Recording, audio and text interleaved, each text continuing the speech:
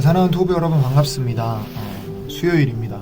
벌써 3일이나 되었는데 다들 잘 지내고 있죠? 방학인 친구들도 있을 거고 출근하는 친구들도 있을 테고 한데 다들 오늘 화이팅 하시고 힘들 냈으면 좋겠고 저 역시 힘낼 테니 여러분도 힘내시길 바랍니다. 전혀 위로가 안 되네요. 미안합니다. 말씀 바로 볼게요. 말씀이 위로가 될 겁니다. 1장 9절에서 14절입니다. 참빛 곧 세상에 와서 각 사람에게 비추는 빛이 있었나니 그가 세상에 계셨으며 세상은 그로 말미암아 지은 바 되었을 때 세상이 그를 알지 못하였고 자기 땅에 오매 자기 백성이 영접하지 아니하였으나 영접하는 자 곧 그 이름을 믿는 자들에게는 하나님의 자녀가 되는 권세를 주셨으니 이는 혈통으로나 육정으로나 사람의 뜻으로 나지 아니하고 오직 하나님께로부터 난 자들이니라. 말씀이 육신이 되어 우리 가운데 거하심에 우리가 그의 영광을 보니 아버지의 독생자의 영광이요 은혜가 진리가 충만하더라. 다시 이제 빛에 대한 얘기로 갑니다. 도대체 왜 이러냐 이럴 수 있어요. 그러니까 아무 불만이 없는 사람들은 괜찮은데 예를 들면 왜 예수님 얘기했다 세례 요한 얘기했다 또 갑자기 그 빛에 대한 얘기하다가 또 뒤에 보면 또 세례 요한 얘기 잠깐 나올 거거든요. 그러니까 그런 구조가 이제 유대인들의 논리 구조입니다. 키아스틱 구조라고도 하고 AB, ABC, 동심원 구조 이렇게 얘기하는데 그런 건 나중에 좀 기회가 되면 설명을 하도록 하고요. 일단 좀 봅시다. 그러니까 우리는 서본결로 적는 게 익숙한데 이들은 이렇게 적는 게 익숙하다고 합니다. 저도 적응하는 좀 애를 먹었는데 아무튼 살펴볼 것들을 좀 살펴봅시다. 이렇게 세상에 나가서 이렇게 사람들을 만나거나 이렇게 안 믿는 사람들과 이렇게 대화할 기회가 있어서 잠깐 대화를 해보면 교회에 대한 회의감과 반감이 굉장히 큽니다. 그러니까 결론적으로는 무슨 얘기를 하냐면 교회가 뭘 해줄 수 있냐, 그러니까 교회가 이제 골칫덩어리다 이렇게 비판적인 사람들도 물론 있지만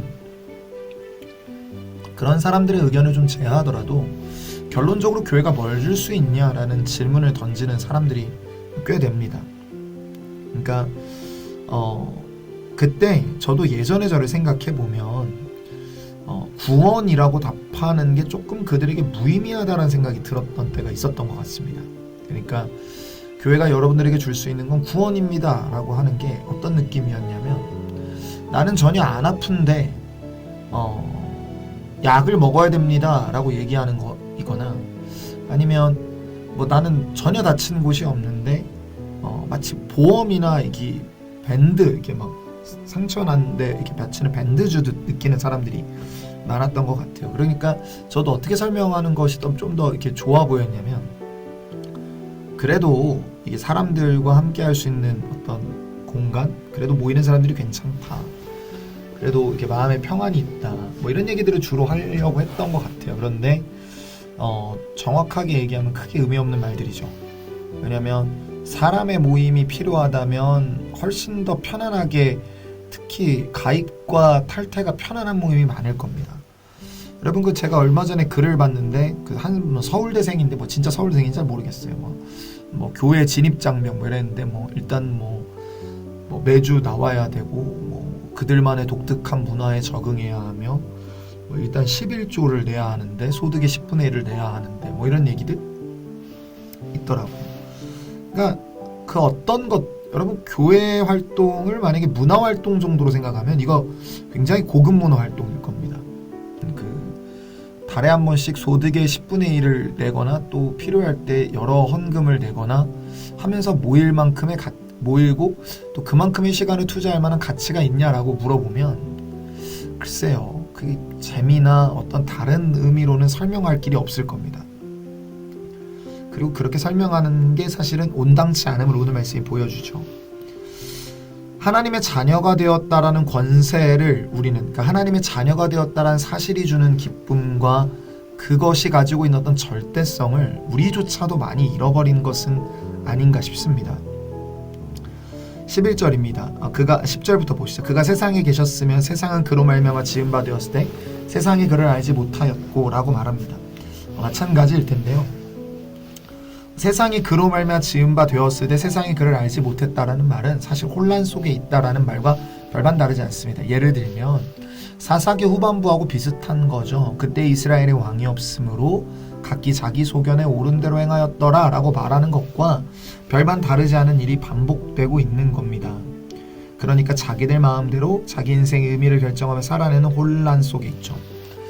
여러분 최근에 이제 좀 관심을 가지고 보고 있는 책 중에 하나가 이제 액체현대라는 책인데, 지금도 바우만이 쓴 책일 걸로 알고 있어요. 근데 그 책에 보면 이제 현대 사회가 이제 딱딱한 어떤 기반은 무너지고 다 액체화되었다. 그러니까 토대가 사라졌다라는 거죠. 그러면서 각자 자기의 어떠한 능력과 이런 것들을 증명해내기 위해 다들 굉장히 피곤하게 살고 있다라고 말을 합니다. 한병철 교수님이 쓴 이미 너무나 많은 사람들에게 읽힌 스테디셀러죠. 피로사회 같은 경우도 보면 긍정성 과잉의 시대를 살고 있습니다. 여러분에게 못한다라는 말은 이제 의미 없는 말이 되었죠. 할 수 있어야 되고 할 수 있다가 구호가 된 세상입니다.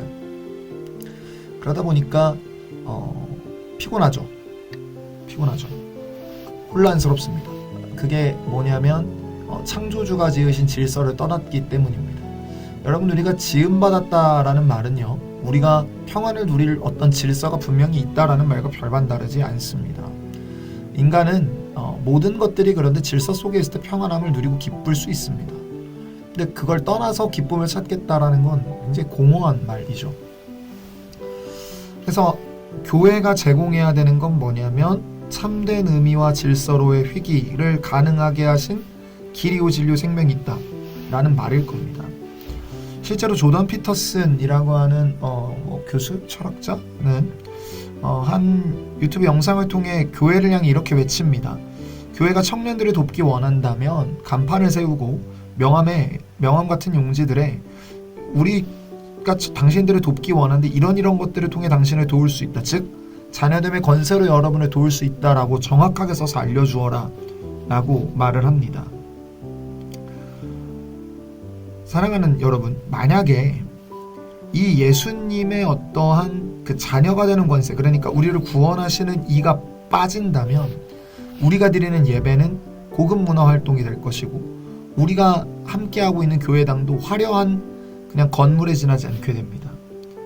예수님은 절대 그런 것들을 원하지 않으셨습니다. 요한복음 4장 우리가 살펴보겠지만 영과 진리로 예배하는 때가 왔다라고 말씀하시죠.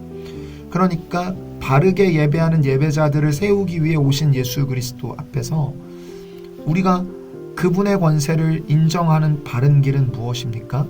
피조된 존재임을 인정하며 하나님의 뜻대로 삶의 예배를 드리며 하나님이 원하는 예배를 드리며 살아내는 삶이라고 정리할 수 있을 겁니다. 그러니까 이 자녀가 되는 권세를 놓치면 교회는 힘을 잃게 되어 있습니다. 그래서 한 책에서는 이렇게 말을 합니다. 들어보실래요? 하나님의 자녀가 되는 권세, 이 권세의 가치를 잃어버린 것이 교회의 절망이고 교인의 무기력함입니다.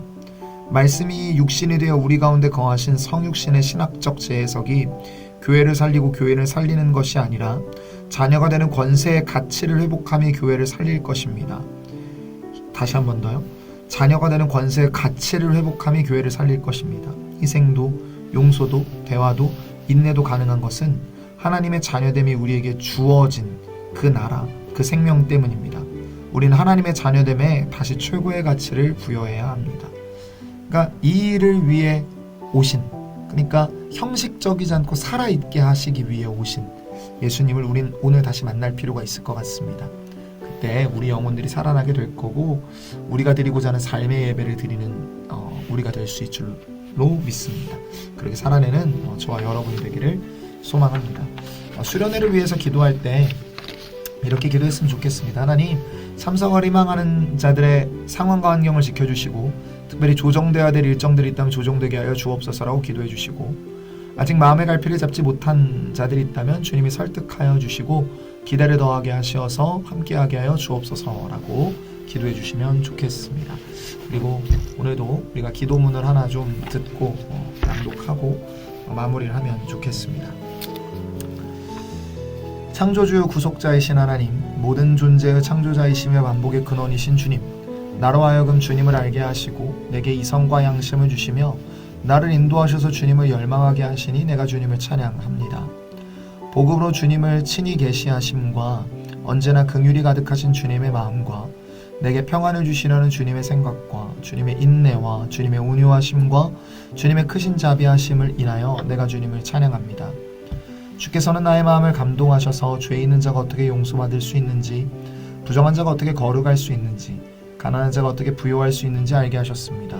언제나 나로 하여금 주님의 음성을 들을 뿐 아니라 그 음성을 아는 자 되게 하시고 주님과 함께 걸을 뿐 아니라 주님 안에서 즐거워하는 자 되게 하시며 주님의 말씀을 의심 없이 믿을 뿐 아니라 그 말씀 안에서 생명을 발견하는 자 되게 하소서. 언제나 나로 하여금 성령의 위로와 기쁨 가운데서 현재의 구원을 사모하게 하시고 영적인 은혜와 복을 사모하게 하시며 특권은 물론 의무 또한 귀히 사모하게 하소서. 나로 하여금 소박하고 신앙 깊은 진실한 성품을 사랑하게 하소서. 내가 사람들 앞에 있는 것과 같이 주님 앞에 있게 하시고 믿음을 고백하기에 앞서 믿음을 가지게 하시며 교회에 들어오기에 앞서 세상을 떠나게 하시고 언제나 위에 있는 것들을 흠모하게 하시며 주께서 금하신 어리석고 헛된 것들을 피하게 하시고 은혜에 참여할 뿐 아니라 은혜를 나누게도 하시며 선을 행할 뿐 아니라 악을 견디게도 하소서. 오 하나님, 나를 이 부르심에 합당한 자가 되게 하셔서 내 안에 예수의 이름을 예수 안에서 나를 영화롭게 하소서. 아멘. 기도하겠습니다. 하나님 감사합니다. 한 주의 또 중간쯤을 살아냅니다. 가장 어려울 수 있는 오늘 한 날 말씀이 힘이 되어 살아내게 하여 주시고 하나님 오늘 우리가 본 것과 같이 자녀됨의 권세가 주는 힘을 덧입어 살아내는 우리가 되도록 도우소서. 예수님의 연장선이 되어 살아내길 원합니다. 우리의 손과 발이 예수님과 같아지고 우리의 마음과 말과 행위와 생각함이 주님 같아지도록 인도하여 주옵소서. 주께서 인도하여 주실 것들을 믿고 감사드리며 예수님의 이름으로 기도했습니다. 아멘.